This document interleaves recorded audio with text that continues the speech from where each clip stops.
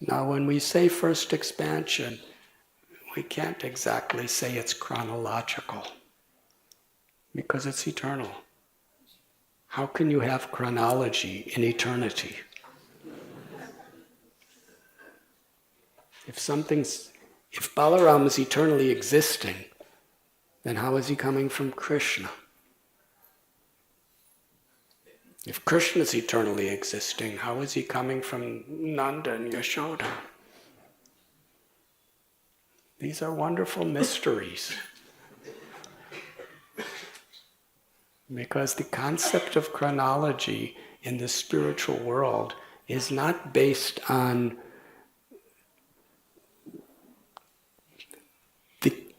the influence of time as we know it in this material world.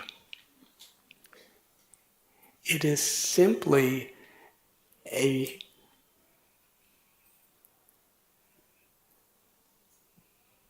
pastime. It's simply a wonderful, wonderful arrangement of the Lord to increase the loving relationships within pastimes. Leela. So Balaram is the first expansion of Krishna. From Balaram comes the Chaturvyuha, Shankarshan, Aniruddha, Vasudev, Pradyumna. From that comes Narayan, the Narayan who is the Lord of Vaikuntha. From Narayan comes a secondary Chatur, the four. And from them, from Shankarshan comes Mahavishnu, Karunodakshai Vishnu, who's the Lord of the entire creation. He expands himself to be Garbhodakshai Vishnu, the Lord of each universe. He expands himself to be Kshirodakshai Vishnu, the Lord within the heart of every living being.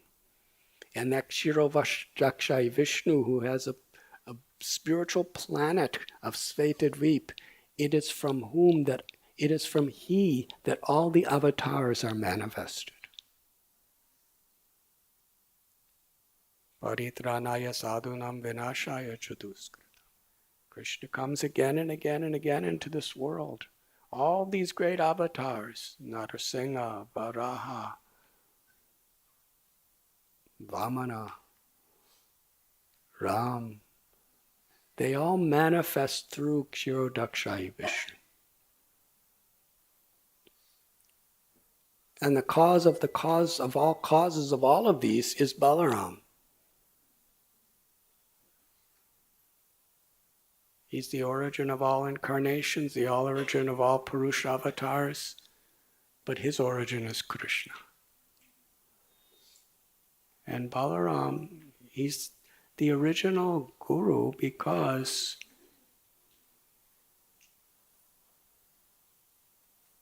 the master of everything that exists, but eternally his life is to serve Krishna.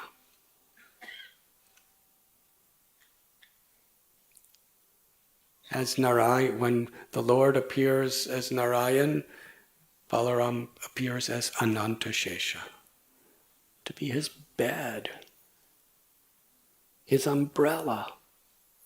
Balaram expands in the spiritual world to be the spiritual world.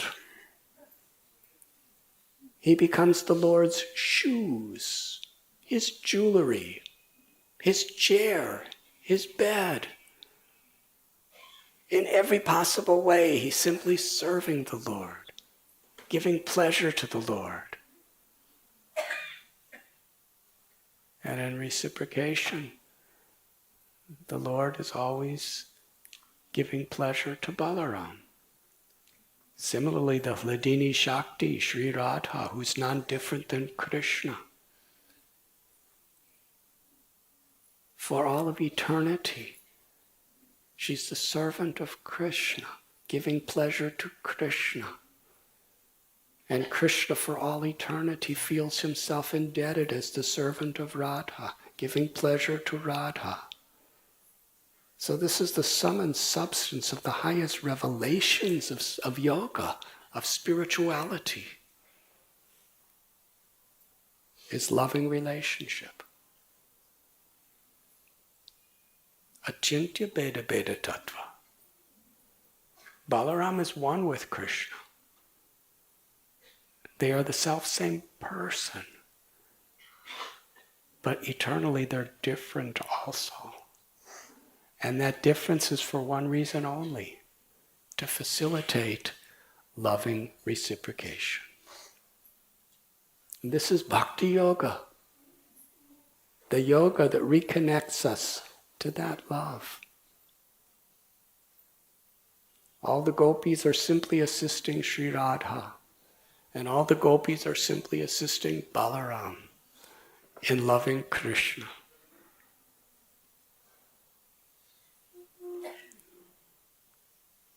One time Srila Prabhupada was sitting and some of his leading devotees were discussing expanding this movement and different properties that they were acquiring and different problems how to resolve and distributing so many millions of books. And Prabhupada was in a meditative mood. They asked Srila Prabhupada, one devotee, God knows why, but this devotee asked Prabhupada, what are you thinking?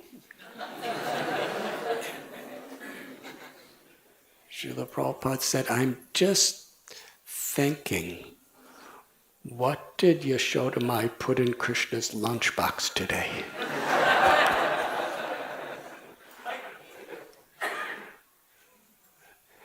The goal of everything is that simplicity. To enter into the Leela of the Lord. So yes, Krishna and Balaram are one.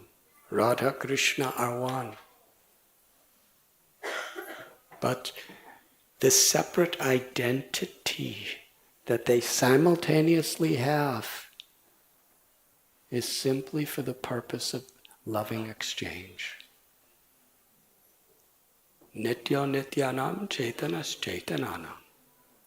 Mamaivam so jiva loke, jiva bhuta sanatana. We are all expansions of Krishna. Each and every one of us. Wherever there's life, there's a spirit soul, and that soul is a part of Krishna. An eternal soul. And why did Krishna expand himself into all of us? For eternal loving reciprocation. Ananda.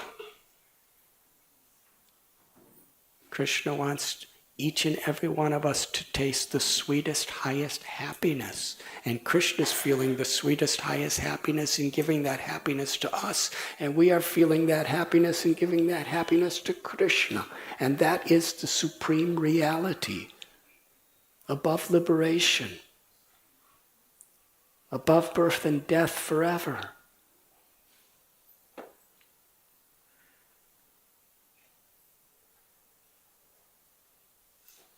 And Balaram, he's the example of the Supreme Personality of Servitor Godhead. In every way serving. In every relationship Krishna has, Balaram is there in the lead. Shantaras, he expands himself as the clothes, the shoes, and the abode of the Lord. Dasyaras, he's engaged in serving the Lord in every possible way. Sakyaras, he's Krishna's, the leader of all the cowherd boys. Vatsalyaras, he's Krishna's older brother, so he has parental affection for Krishna. And in Madhurya-ras, he expands as Ananga Manjari, who is Sri Radha's younger sister. To be there, to assist Sri Radharani and Krishna in the most confidential pastimes. And in this material world, he expands himself to be the empowering principle within the spiritual master, the Guru, who's teaching us how to engage in Krishna service, how to love Krishna and be happy. That is Balaram.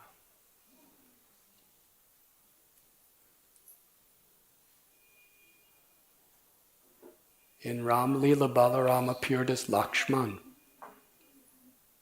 younger brother of Lord Sri Ram. He's all powerful as a servant. When Ram was exiled to the forest, Lakshman, who was the constant associate of Sri Ramchandra, he insisted, I will go with you.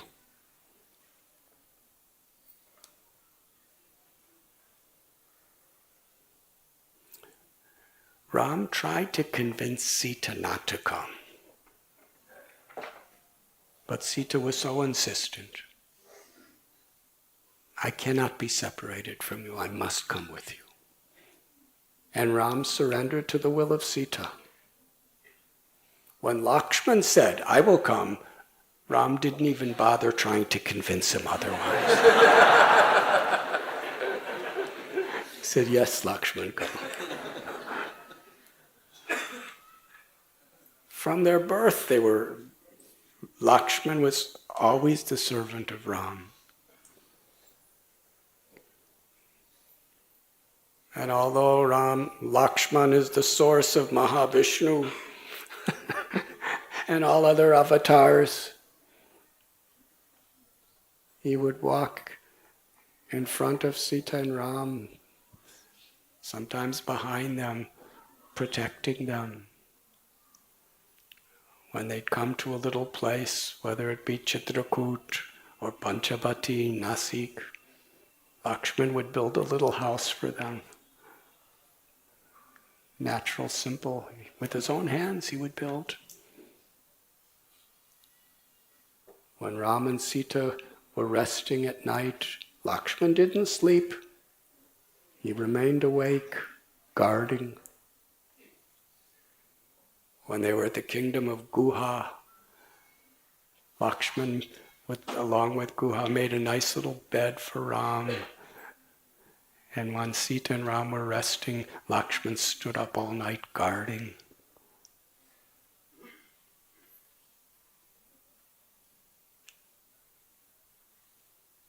During the great fight of Sri Lanka,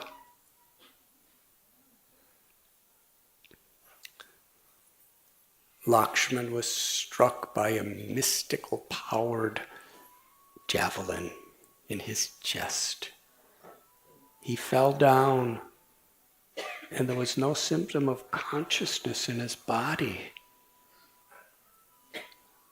Lord Sri Ramchandra, seeing his brother in this state, he stopped fighting himself. He fell on his knees, weeping in concern for his brother Lakshman. And that was the great opportunity for Hanuman. The doctor of the Vanaras, he said, there is an herb in the Gandhamadana mountain, long way from here. Bring that herb, Hanumanji. Hanuman saw Lakshman was in danger. And Ram's love for Lakshman, Ram is crying. It's a Leela of love. And it was that scenario that Hanumanji jumped to the Himalayas. He couldn't find the herb, so he picked up the mountain. Nothing could stop him. And we have all seen that famous of all paintings of Hanuman. The most popular is carrying the mountain. And what is the Leela of carrying the mountain? He's carrying that mountain because Lakshman, Balaram, appears to be in a helpless state, and Ram. What greater way of pleasing Ram then at this time of his need to assist him, Hanuman was actually doing it for Lakshman, knowing that's Ram's heart and soul.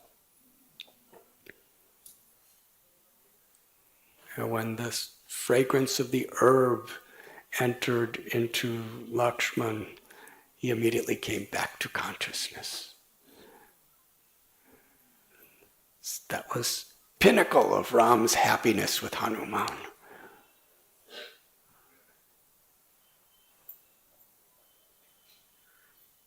Ram's love for Sita. When Sita was in the Ashokvan of Ravana in Sri Lanka, it was Hanuman that jumped over to console her and then come back to Ram to give the message. Hanuman is the emblem of bhakti. He's the personification of devotion. And we find these two particular pastimes are prominent. And both of them are times when Ram was feeling deep